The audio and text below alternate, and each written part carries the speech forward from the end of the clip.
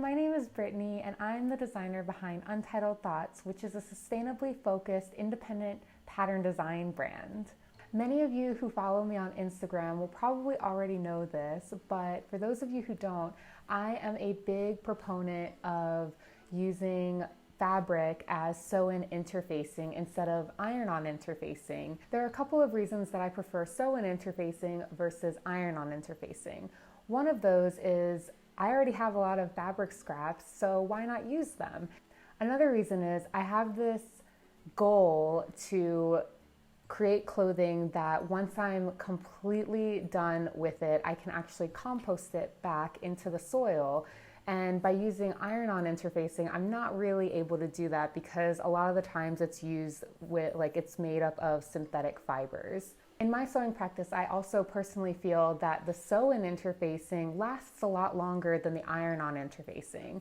So those are just a few reasons why I prefer sew-in interfacing. If any of those reasons resonate with you as well, then maybe you'll want to try sew-in interfacing for yourself. If you do, I have a few tips for working with scrap fabrics as sew-in interfacing. The first tip is you'll want to make sure that whatever fabric you're using has been pre-washed and pre-shrunk. This is incredibly important because you don't want your interfacing to shrink when you wash your garment for the first time and cause really weird wrinkles where you don't want them. It's especially important if you're working with scrap fabric that happens to be a different fiber content than your final garment because they will both shrink at a different rate when you put them in the washer or dryer. When choosing a sew-in interfacing fabric, you'll want to make sure that you're picking a fabric that is similar in weight and texture and just general properties to the garment that you're actually working with.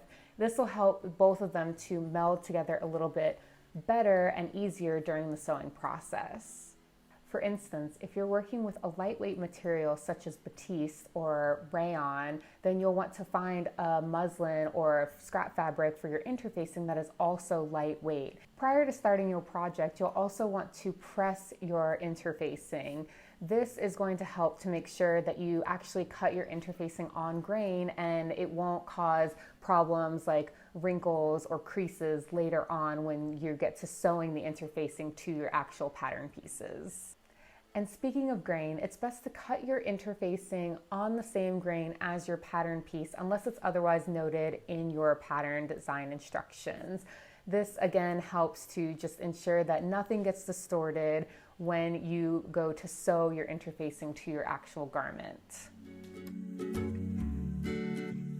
So today I want to show you all how I use scrap muslin or scrap fabrics as sew-in interfacing. I'm going to show you all how to do this with the Amelie dress, which just happens to be the project that I'm working on right now.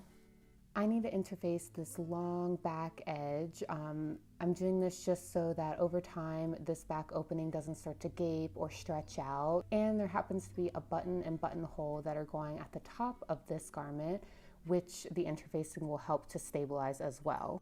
So all that I need for this project are some 2 to 3 inch wide strips of fabric.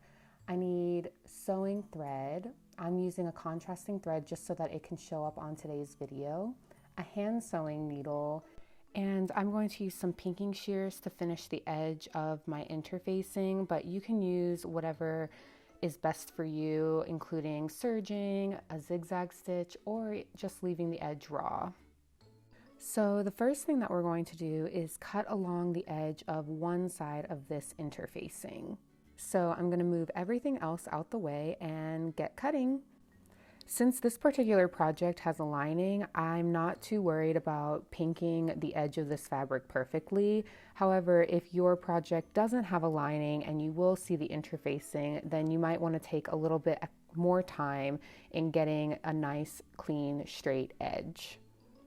Once you're done finishing one long edge of your interfacing, we're going to grab whatever pieces we need interfaced. You want to make sure that the wrong side of your fabric is facing you, which is why I've marked my fabric with a W because both sides actually look very much the same. And what we're going to do is lay out our interfacing piece along whatever straight edge it is that you're attaching it to. And I am just going to pin this into place.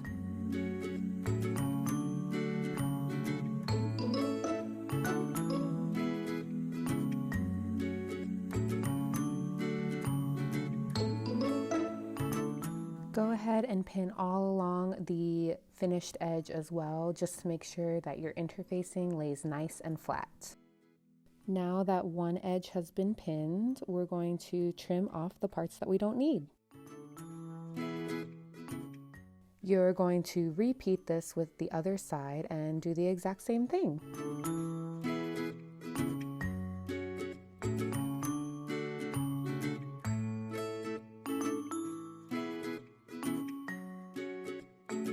Once everything's pinned, it's time to head on over to the sewing machine. Now we are going to attach our interfacing at the 3 non-pinked edges or unfinished edges. So here, here, and here. You want to make sure that you are sewing within your seam allowance. So for me, my seam allowance is 1/2 inch. So I'm going to be sewing at 1/4 inch to make sure that the seam isn't shown later on when I go to actually sew this garment together.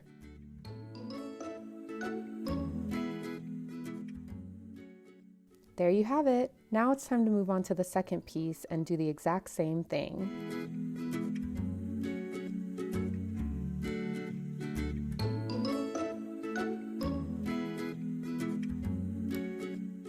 Now that we've attached 3 out of 4 of the edges, it's time to sew using a blind stitch that final edge.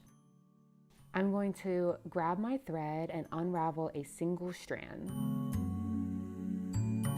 I'm going to thread my needle, leaving a nice long tail, and tie a knot at one end of my strand of thread.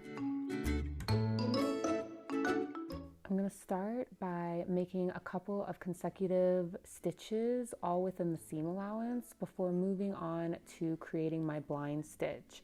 And in order to create a blind stitch, what you want to do is pick up one strand of thread from your main garment while also looping through your interfacing piece.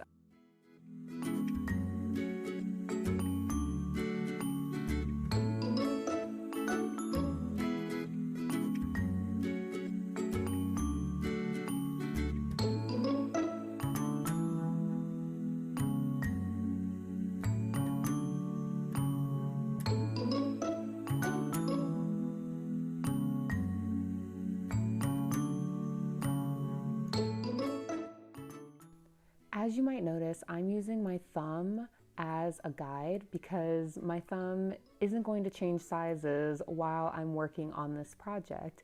And this ensures that I have nice, even stitches all throughout this back piece. So if any stitches are seen from the outside, they look really neat.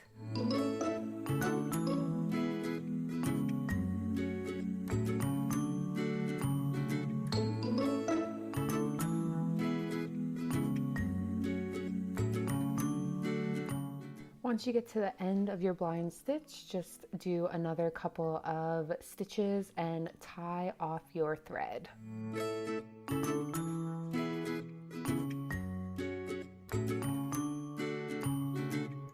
And there you have it. You have successfully finished your first sew-in interfacing project. And it's beautiful. Look, you can't even really see the stitches on the outside of the garment.